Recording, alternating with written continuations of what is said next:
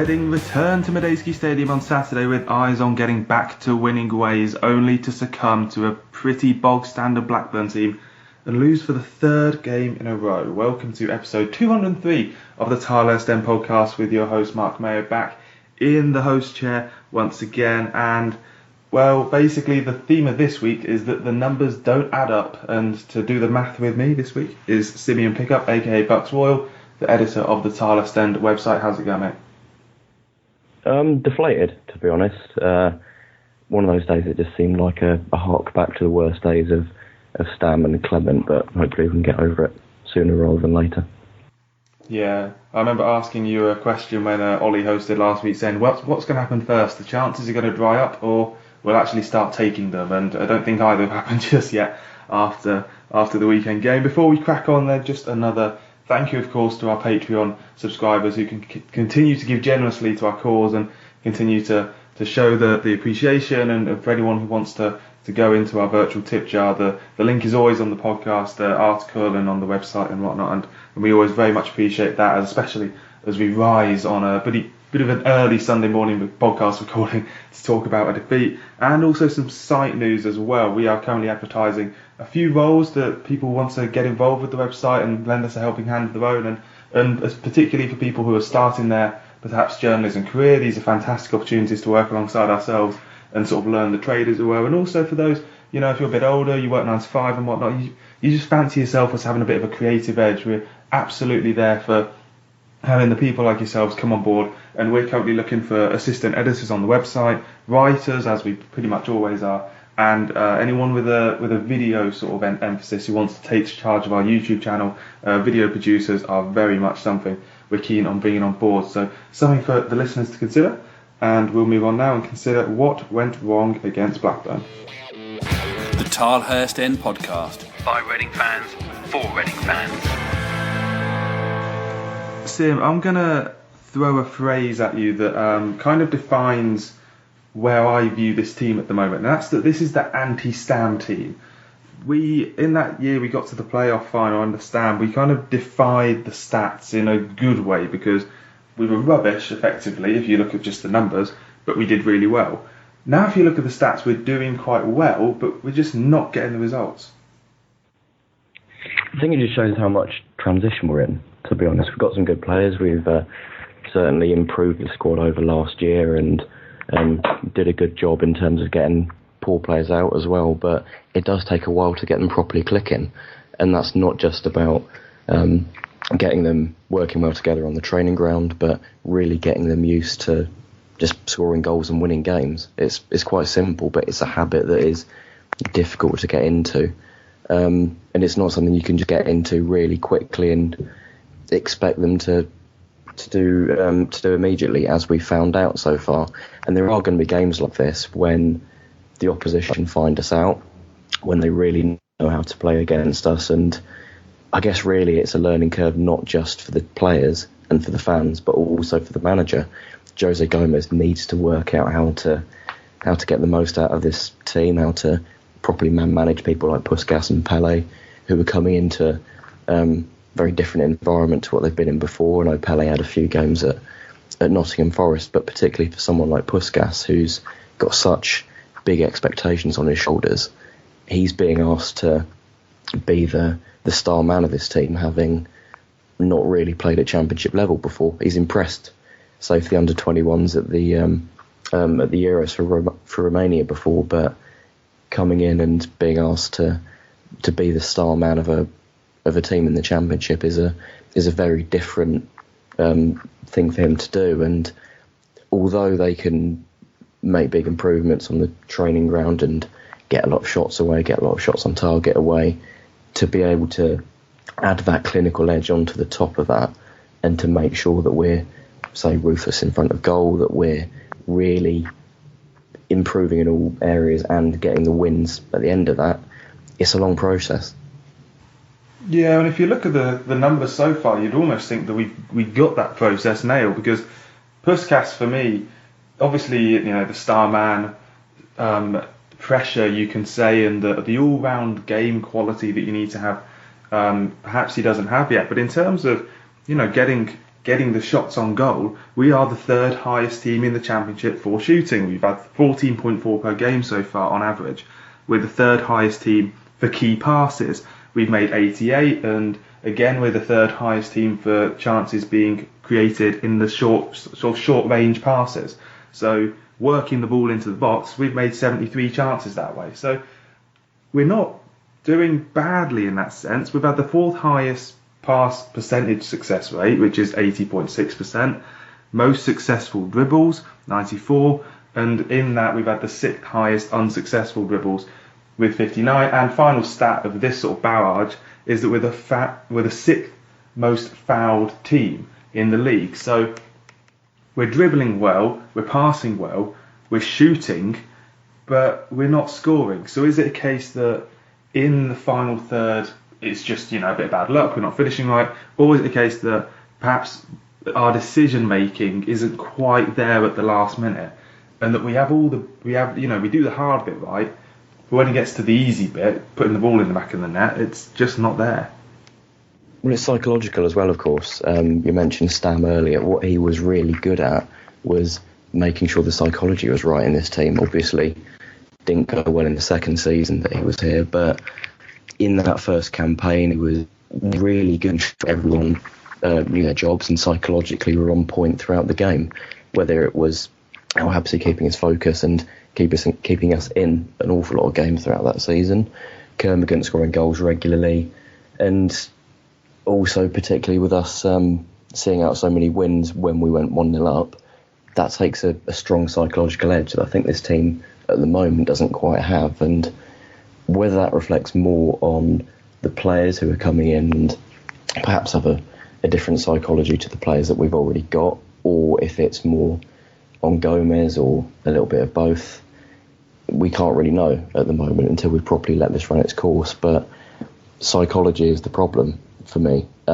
Also shown with the amount of times we've gone 1-0 down this season and just haven't been able to turn it around. I think we've lost all the games that we've gone behind in.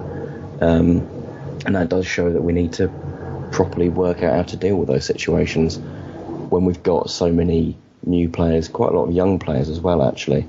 When we're relying on people like Swift and Ajaria, who maybe not really young, they're not rookies, but they're not the kind of experienced veterans that you really want to rely on when you're in a really rough spot. They don't have that proper hardened edge to them that players like Kermorgant and Williams and Al Habsi did in 16-17 that we could rely on so much.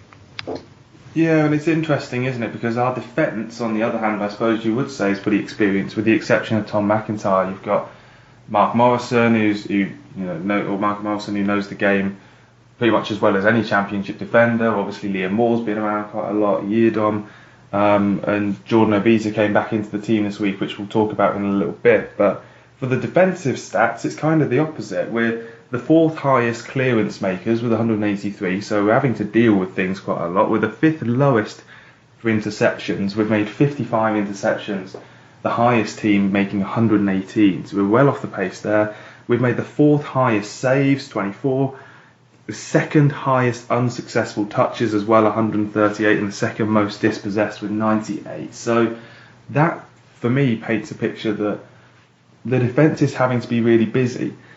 And is this a tactical issue or is this an individual issue? Because for me, it's a tactical one, because the players that we are playing, you've got a midfield three of Ajaria, Swift and Pele.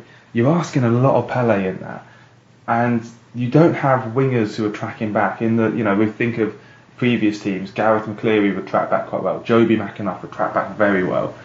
Last season, we knew the likes of Mo Barrow just didn't do it, or Yaku Meite just didn't do it. This season, there's just no one to do it, full stop. So are we making a rod for our own back in a sense? We're playing such an attacking formation, and as we're not scoring the goals, maybe this formation is just kind of designed to concede the sort of goals that we are conceding, and we're just not outscoring our opponent. Certainly a tactical issue, but I think it says a lot that Gomes doesn't really know what formation he wants. You look back to the pre-season, we were playing kind of a 4-2-2-2 or a 4-4-2 diamond, then went into this 3-5-2 seemingly as a reaction to not being able to defend earlier on. and we're constantly kind of chopping and changing between formations. I know we've been starting with 3-5-2 recently, but we're then having to alter it, say, to a 4-4-2 diamond, as we seemed to do yesterday, or a 4-3-3 or whatever.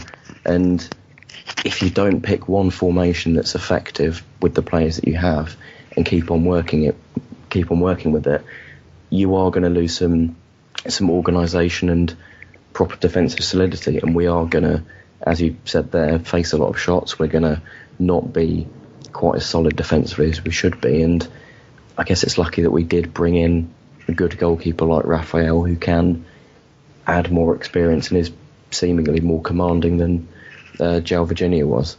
But we are just going to have to come up with a better formation, to be honest. I'm not completely down on the 3-5-2. I'm not completely against it, rather.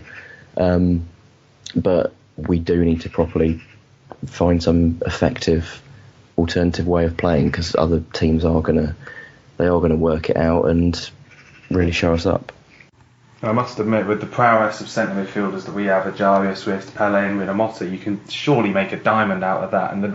And Jose Gomes has been playing diamond, as you say, and it's something that we as a team are capable of, certainly with the central strikers we have as well. So I do kind of think that we might slowly start nudging towards that as the season goes on, depending on how the 3-5-2 works out. Because again, in theory it kind of works, but as we saw with the Blackburn goals, the first didn't take too long. Adam Armstrong curling in a pretty decent effort from the D, but there's a lot of sort of defensive holes you can pick in it. The first is that Jordan Abit is caught quite high up the pitch, and that then draws McIntyre over. The idea is that McIntyre kind of acts as a left back then, in the same way that Liam Moore has been acting as a right back when Andy Yeardham's been caught up the pitch.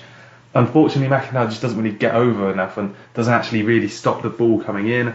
Then you can see that it drops for Armstrong, and Yeardham has actually pressed in so narrow that he's just got so much time. There's no players around him. The likes of Ajaria and Swift aren't there, and Pele sort of, got a man basically. So, that's 1-0 and 2-0. I always think it's so... You know a sign of a rubbish team, basically, when you concede a 2-0 goal straight after the break, because surely coming out after half-time, you're ready, you're the team on top, you're the one who's going to take control of the game and make the other team work to maintain their lead. But we just don't do that. I mean, it's not the first time we've conceded like that as well.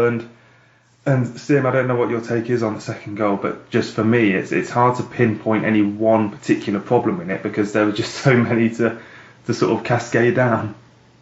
I think for both of them, really, it's just passive defending. It's players kind of just not knowing their jobs. You need someone to just properly be really aggressive, get stuck in and close down the danger, particularly for the first one, when we do have a few opportunities to tighten it up and deny Blackburn a crossing opportunity or a shooting opportunity, and nobody just clears their lines and gets stuck in, particularly when there's a bit of a pinball for the second one as well. It's just, you want someone to just put their foot in and just clear it, to be honest, to really be sure of what they're supposed to do. But this is the thing with a back three that I think I was a little bit unsure about when we brought it in originally. You can put in more defenders, you can put in more centre backs, and essentially it becomes a back five in certain circumstances. But if you're not organised enough, it's no better than a back four. And if we are going to stick with it, if we are going to stick with the back three, it's absolutely fine. But we do need to properly nail it down and get some proper consistency there, because at the moment we're also looking at having to try to chop and change a lot of defenders as well. Obviously, Abita came in on the left. Morrison looks like he's injured. Miazga was injured. I think McIntyre was brought off. He's been brought off twice now in the last two games tactically. Blackett had to come in as well. There's a lot of inconsistency there. And when you do have players chopping and changing in a new formation as well, there's going to be those doubts. There's going to be players not knowing what their job is, not being quite sure what to do. And when that's the case, you concede sloppy goals. And then Reading got to the point where John Swift hit the post and then scored basically a carbon copy of that shot a few moments later. 2-1 going into the last 15 minutes. And teams of your, whether it's Reading or just better teams generally, you do get the sense that they're capable of dragging out points having played badly. And it's certainly, probably a very different podcast that we're having now if Reading can go and get the point, because it's a, resilience and momentum is being kept and all that sort of stuff that we like to talk about. But that's obviously not the case with this game, Sim. And why didn't Reading, did you feel that they actually really threatened in that last sort of 10 minutes? Did Reading actually build up a head of steam? And was Jose Gomes, or is Jose Gomes, more generally speaking, a sort of manager who really knows how to build a comeback? Because you said earlier that his sort of, his ability to drag us back from being a goal down and maybe 2 goals down is kind of limited. Are we feeling that's a case of the players or tactics, or why weren't we able to come back yesterday? It's more the players for me. I think just psychologically they didn't have that edge. They didn't have that reaction. You go back to Reading teams of the past, as we've done, there'd be a couple of players yelling at other ones, just really getting into them, really getting stuck in, and really just driving up the standard, to be honest. But I look at that team that we put out yesterday, there's a lot of new players, there's a lot of players who are just don't really seem to be wanting to take responsibility. I know we had Morrison, obviously went off, but after that you're looking at players like Puskas and Swift, Ajaria.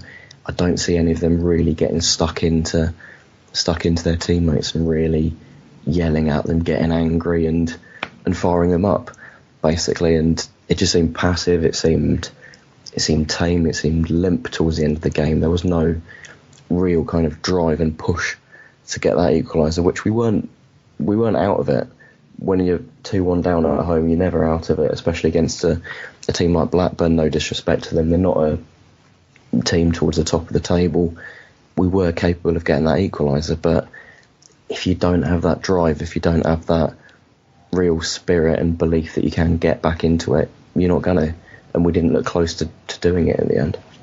Yeah, that's the boiler for me, is that we're just not close to doing it. It's not like we got back to 2-1 and had 3 great chances that we, and a penalty shout. There were a couple of penalty shouts during the game, but, quite frankly, if you don't get them, then they're almost not worth talking about, in my opinion. And something else not quite worth talking about just yet is the idea that Jose Gomes is under pressure for his job. 3 defeats in a row, 8 games into the season with a couple of wins in the League Cup to go alongside that. It's just not something that I will be talking about just yet on the podcast. Final point I want to discuss then, Sim, before we go on into the podcast or the rest of the podcast, the selection that we've had. We talked about formation, personnel wise. Jordan Obita brought in left wing back for Omar Richards, who for me I just don't think had really done anything wrong. Rino Motta in and out the side, not really been the player that he was last season so far, but Pele for me hasn't really done enough to justify being the clear first choice, certainly in the long term. And then we've also got Lucas João, who I want to mention as a player that's just, does he need to be taken out of the team and have a bit of an impact sub sort of role with Lucas Boye and Yaku Mete arguably having better seasons so far. You've got 3 players there, Pele, João and Obita, who, for me, I think we're running out of reasons to think of why they started on Saturday. I think it was fine playing Obita. You're going to have to play him at some point. He's built up his fitness for the under-23s. He's getting back into it. Obviously had the game at Plymouth recently, and sooner or later you are going to have to give him a start at Medeski. And I think we have to just kind of take it as a given that he's not going to be at his best. He is going to need time to get back into it, and essentially you're looking at throwing that performance, that first one back. He just needs to get used to it, needs to get back up to speed, get used to being back in front of a home crowd, essentially. And that is a big burden for him to, big hurdle for him to get over. And in the long run, he'll probably look back at this game as being useful. We all will, as his first game back properly in front of properly in the league. And it's more of a long-term thing for him. I wouldn't be too worried about that. I am annoyed about Rino Motta and Pele though, because although Pele has his uses, he's probably a more natural fit as a holding midfielder in terms of being able to sit quite deep and get on the ball. But Rinham-Hota did really well last weekend, and when a player's been out of the side for so long, not really having done too much wrong, and then you give him an opportunity in the side and he does pretty well, as he did up against Middlesbrough, to then take him out again just seemed like bad management of Rinham-Hota.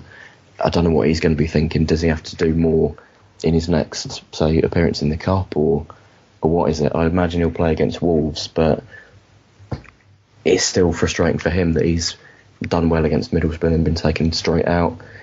Zhao, on the other hand, hasn't impressed me at all this season. He got a goal and I think got an assist for a jar up at West Brom, but generally he gives the ball away far too cheaply. He doesn't hold it up. He doesn't do the simple stuff well enough. He just loses the ball really easily.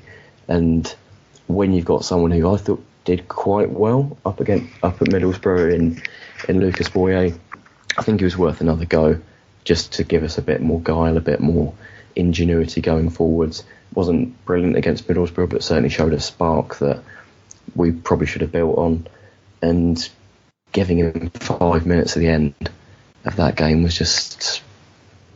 It's an odd decision when so little is going right for us in a game, and you do have a creative player who's ready to come onto the pitch and offer something new. We could have done that, particularly in the number 10 role, which seemed to be where Lucas Zhao was in the second half. When you've got a proper specialist in that position in Lucas Boyer, it's odd management from Jose Gomes that he's got that clear switch that he can make, and he leaves it so long before he does it. Yeah, and it goes back to the thing with Zhao, and I remember we said it at the time that if we were going to sign Lucas Zhao, and after the summer of tightening the purse strings and everything, and we sign Lucas Zhao and we say, we've taken a hit, but he's really important to the team. We're going to play him every single game, and he's going to score 10, 15 goals for us this season, and that is that. And you say, okay, fair enough, that's a plan. But we signed Puskas 2 days later for even more money, and it just didn't. Something didn't seem right about it. And if we do go on and they both score loads of goals this season, then it's fair enough. But if one of them fails, then it inevitably draws questions about the nature of our planning, the nature of our formations, our selection. Because as you say, I don't think Boyer is a bad player. Yaku Meite's not a bad player either, but he's not starting again, and he seems to be the first go-to man off the bench. So it's just questions over Gomes that, for now, are serious questions, but obviously not job-threatening questions. We'll have to give him a good few weeks to start thinking about that, and hopefully we'll have turned around the form before then. So let's go into the mailbag and continue with the podcast and hear from what you think. Get social with the boys. Find them on Twitter at the Tilehurst End and facebook.com/the Tilehurst End. Anyone wanting to get in touch for the mailbag, of course, the usual channels are always open with the Facebook and Twitter pages of the Tilehurst End and the Tilehurst End at gmail.com for the emails, where we tend to get our more considered and longer thoughts. And I'm not saying that our tweets aren't always considered and long, but the first few tweets we got this week were Guy J saying it's not good when Reading are trending. Yep, on Twitter we were one of the UK's top trending teams because presumably we busted everyone's accumulator by losing at home to Blackburn. Biscuiteer asking, will a boy ever be born that can swim faster than a shark? I think the official answer to that is no. And Jacob South Klein asking, will the pain ever go away? And I think as a podcast we are united in saying no. So Sam Michael then with the first of the questions that myself and Sim will answer. Are we making the most of our bench? At the moment we start a game with a plan. When it doesn't work, plan B, which seems to be to bring on Meite, doesn't work. So we've talked about sort of plan A and plan B and formations and whatnot. Is this a case again of the players just not really fitting into defined enough roles when they come off the bench? Because if you look at the players on the bench who came off on Saturday, we talked about Boyer and Meite. The thing is that arguably neither of them do have a perfect position. At least the one thing you can say with Zhao and Puskas, they are strikers. That is that. With Meite, he's kind of 80% striker, 20% winger. Boyer, perhaps the other way round. And when you're bringing them off the bench in this sort of scenario, maybe do you want players who are a bit more, defined in their role? Yeah, I think so. It's one of those where it's kind of hard to come up with a proper plan B if you don't know how to do it properly, which is a bit of a fudgy answer, I guess. What I will say is, it just seems, well, I can't get mad around it, to be quite honest with you. My impression is that Gomes just kind of wants to throw on players rather than he actually has a clear plan B, which goes back to what I was saying earlier about having lots of different formations that he's not really kind of worked, not really settled on. It seems like he's just trying to find a formation that fits all of his attacking players in, essentially. It goes back to the Charlton game when we brought wingers on for wing backs for some reason. Against Middlesbrough, we went to basically 4-2-4, didn't we? Exactly, yeah. We brought off Rinham Hota and sacrificed our midfield stability and went to essentially a front four. And Gomes said that Puskas had kind of been as a number 10, but in reality it was just basically a front four. He seems to kind of either massively overplay his hand or massively underplay his hand. Underplay his hand in terms of leaving it far too late to bring Lucas Boye on when he should have come on far earlier, or overplaying his hand, like going to a 4-2-4 at Middlesbrough or swapping his wing-backs for wingers at Charlton. It seems like he doesn't really know what he wants to do, that he kind of is just about settled on his 3-5-2, and then the alternative isn't another formation, isn't another clear formation. It's the alternative is just bring on all the strikers, all the creative players, and see if it will work. And that is really going to be a problem for us if we don't. If we keep on sticking with that. I'd like to see something more of a 4-3-3, something that keeps the midfield shape and essentially just sacrifices a defender for a striker, but actually keeps some kind of shape to the team rather than just going too gung-ho. But again, whatever it is, Gomes needs to sort it out and keep going with it. And it's easier said than done. It's easy for us to talk about it on a podcast and say, you need to do this, you need to do that. He's the guy who's got to come up with a decision, and if he doesn't, then that's what he's going to be judged on.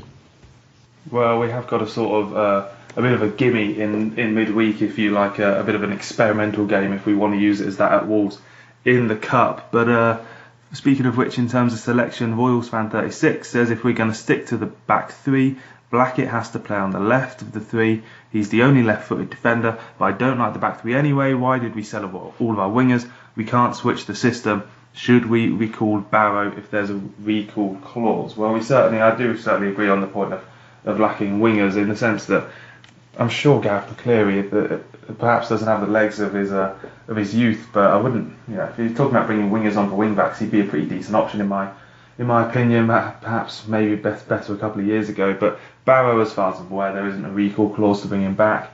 I think Jose Gomes made kind of pretty clear in his selection and his thinking that Barrow isn't a long-term option for Reading. So when it comes to the back three, I might think that Tom McIntyre's left-footed. I can't say that with 100% certainty. But Blackett, Sim, the idea of him playing in that three, is that something that works for you? I must say it's not a bad idea, because Blackett has played centre-back in his career. He's obviously played left-back quite a lot. We talked about earlier, for the first goal, McIntyre had to kind of become a left-back to deal with it, something that he wasn't quite capable of doing. It would therefore make sense that you have someone like Blackett as the third defender. Yeah, and Blackett's done well as a left-sided centre-back for us a couple of years ago, going back to the 16-17 season again. He seems to do pretty well. I'd be worried if trying to do have Richardson and Beta both available. You shouldn't have to do that. In terms of the back three, Blackett does give us a bit more aerial presence, a bit more strength, I think, than McIntyre. It's a decent option. Yeah, I think it's worth a go. I'm unsure about kind of chopping and changing too much. When we have been having Miazga in and out of the side, Morrison in and out of the side with him going out injured. So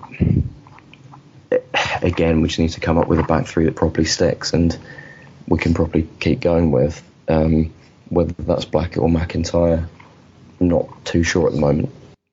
I'm not too sure. Do we know how long that Miazga's out for?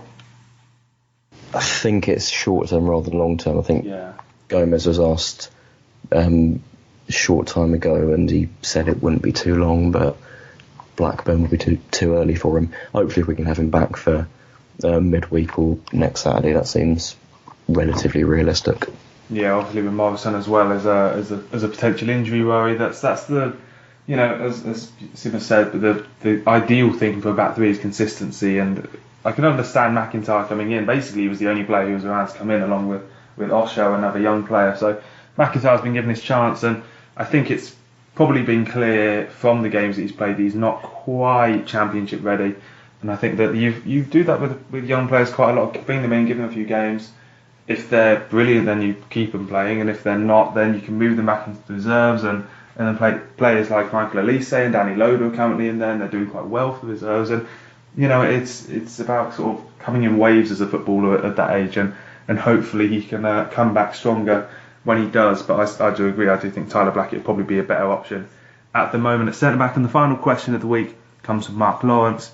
It says, how many times do we have to lose by fine margins or quote unquote be unlucky before serious questions are asked? I'm an optimist and happy to give loads more time. Just interested in your thoughts. And I think it's the $1 million question, isn't it? It's that case of what goes first. Is it, does the luck change, or does the things that made you only a goal behind go away and you suddenly become 2 or 3 goals behind? I remember in the season when we were back in the Premier League with Brian McDermott, we lost about 2 or 3 games by some dodgy refereeing decisions, and we were very angry about it. Obviously Newcastle beat us at home, I think, with a handball goal. And then after a few weeks we kept losing, but we no longer had the refereeing decisions to blame, and that's the true sign of whoever the team is. And obviously we got relegated that season. In terms of what's going to happen this season, Sim, I mean, it is just a case of having to wait and see. It's about the manager response, really. I think even if you go back to 17-18, when obviously ended up really badly with Stam getting sacked and then Clement coming in and just keeping us up. Earlier on in the season, we weren't dreadful. We were kind of just getting on the wrong end of those fine margins. There'd be games where we perhaps could have won, but just didn't have that extra edge that we'd had the previous season to properly get through with. It's just about how the manager reacts in the long term. If Gomes can do that, then there's no problem. We're going to look back on this period and just not really mind about it at all. But if he doesn't react properly, then it is a problem. Yeah, we'll have to see how that one goes on. And that's it for Mailbag. As I say, if anyone wants to get in touch for next week's show, the usual channels are always open, and we'll now move on to Newsbites and talk about 3 new signings for Reading Football Club. Reading Newsbites on the Tilehurst End podcast. Sim, I'm not sure if you're aware of the name of Augustus McGiff. He kind of sounds like a superhero in a child's cartoon or something, but that is the young lad we've just signed from New York City FC. He scored 19 goals in 20 games last season for the under-16, under-17 side of the MLS team, and he is signed along with 2 other players for the academy this week. We've signed James Holden, a goalkeeper from Bury. Obviously Bury, with their financial troubles and whatnot, they're academy players. I suppose you could just say they're free agents. So we picked up a goalkeeper for Bury, and we've also signed Femi Aziz, who was a Wealdstone player on a non-contract basis apparently, and we lost one of our young goalkeepers to Arsenal in the summer, hadn't we, Sim? So it's no surprise to see us bring in a new keeper.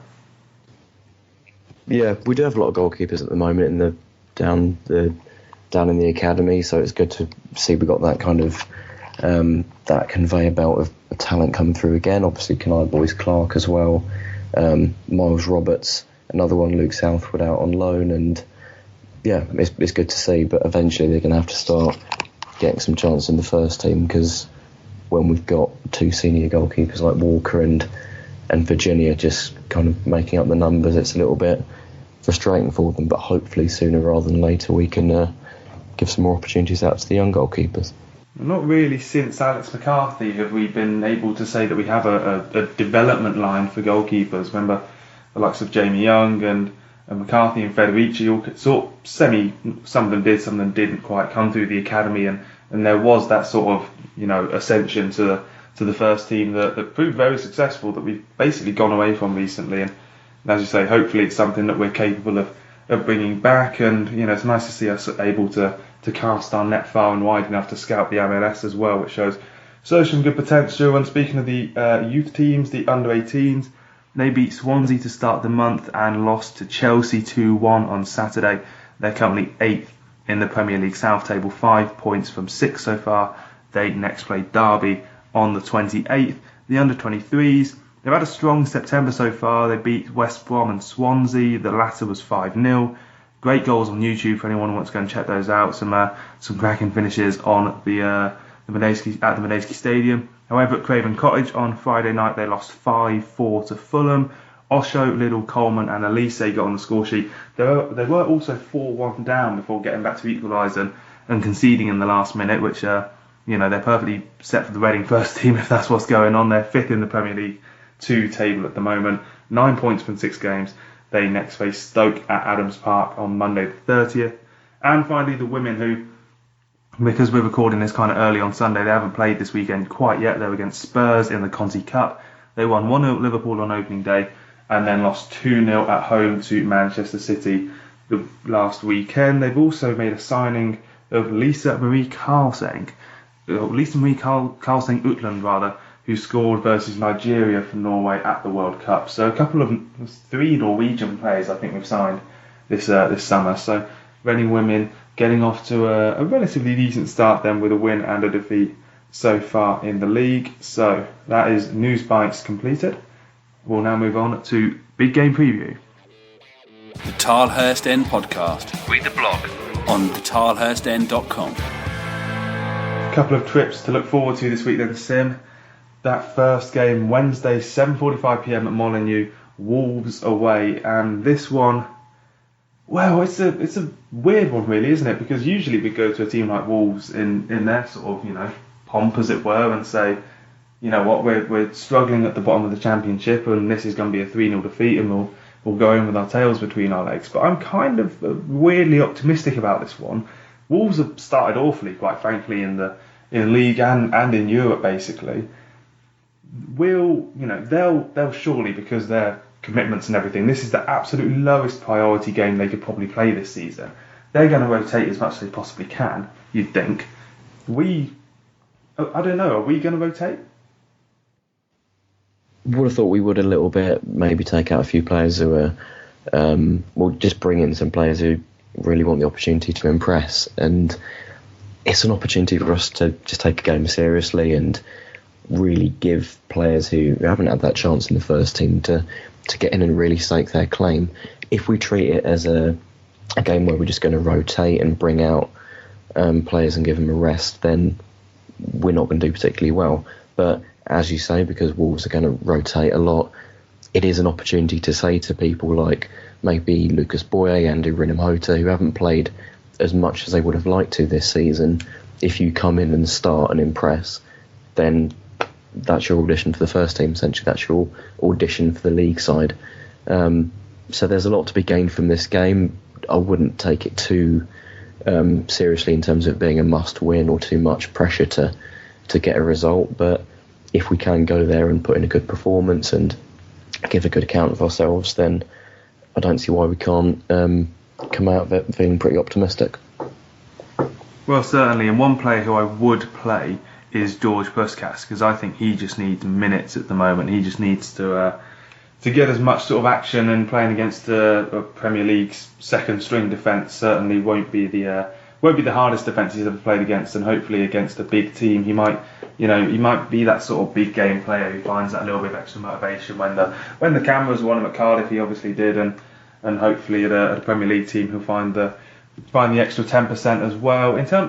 In terms of the cup, you kind of alluded to it there. Is it basically, we've got to the third round, we've had a couple of tricky-ish away games that we've gone and won. Is it basically okay for us to say, the cup is, if it's cut adrift, then so be it? It's about how we go out, essentially. If we go out having kind of gone out with our tail between our legs, having not giving a proper good account of ourselves, then it's going to be a real low. But if we can go up to Wolves and give a good performance, then it is going to be beneficial for us in the long run. And it's not luckily we're not one of those teams that are kind of too pressured into doing well in the cup. If we go out, it's not a huge problem, and we can move on from it. But yeah, I'm not too worried about it. If we do play badly and go out, it's not the end of the world. It's just about keeping it in context and moving on. Hopefully something that either way we can learn from as a team, and maybe we will change formation and see what Jose Gomes is planning on. It's a bit of a roll of the dice for a lot of respects, as we said. So then on Saturday we at 3 p.m. take on Swansea, who going to the Liberty Stadium. They're second in the league. You might think that's a pretty tricky trip, but their last 3 games they'd scraped a 1-0 win away at Leeds, and then they've lost 1-0 to Forest and drawn 0-0 away at Bristol City. So very much a team that keep it tight and are defying expectations. Must admit, I thought they were going to be battling relegation this season given their financial woes, but they've done a very good job under the new manager, and we just have to hope, Sim, that these kind of cracks that might be appearing in the Swansea team are going to become a bit more apparent against us, and we have to hope that it's maybe sort of a low pressure game in which we can thrive in. Psychologically, we need to be right. Basically, we're going to be up against it because Swansea have started so well. But if we do play to that occasion, if we do kind of really psych ourselves up for it, then we've got every chance of getting a good result. If Swansea can go to Leeds and get a win, and I don't see why we can't get a decent result against Swansea if we do a good account of ourselves. And I guess to an extent that's going to start against Wolves. If we can react to the Blackburn game with a good morale booster in midweek, if we do that, then it'll give us a much better chance against Swansea. But even then, it's just about being psychologically right. And if we can do that, then we've got a half decent opportunity. Yeah, I agree with that. It's a case of going to a championship fixture, and in the championship you've always got a chance. And Swansea, ignore the tables for the moment. They're a team that we can beat, and if we play well, we'll beat them. So I'll wait until after the Wolves game, Sim, to get your prediction for the Swansea match, because a 6-0 win or defeat might tempt us either way. But for the moment, for the prediction league, a little update on that. We were all wrong for Blackburn. We all threw our hat in for a win, just as we did against Charlton. We were all incorrect. So that's 2 home games in a row that we've written off. In terms of the overall league standings, I am currently in the lead on 8 points because I had 1-0 Borough a couple of weeks ago. Wim, Westy, Johnny are behind on 4, Ollie on 3, Handbags and yourself, Sim, on 2. So you're not quite in Jose Gomes territory at the moment, but a bit of pressure for the next couple of games coming up, and then we'll see how the rest of the season pans out as we chase that crown. So Sim, thank you very much for joining me on episode 203 of the Tilehurst End podcast. Thanks for having me. And we'll be back next week to talk about that Swansea game and obviously the Wolves game as well. It's a case really for Reading of being a bit disappointed by the home games, but that's the beauty of the Championship, is that you can turn up to pretty much any game and be relatively hopeful of getting a win. We go to Wolves and Swansea now, and two, a draw and a win, or maybe even a win and a defeat. It's a good chance to build some momentum. It's a good chance to take the pressure off. Maybe this season we're just going to be one of those teams that can't play at home and can play away. I guess we'll find out by this time next week. We'll see you then. Come on your arse.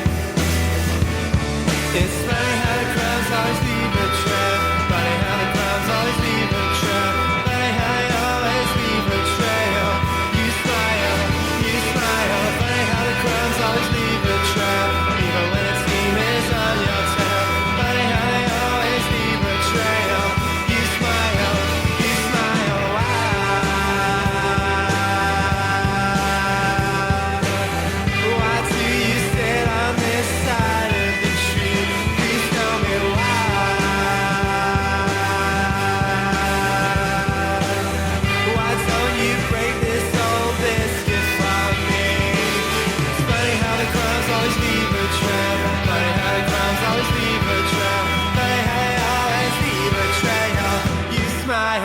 You smile, funny how the crowds always leave a trail, even when it seems as I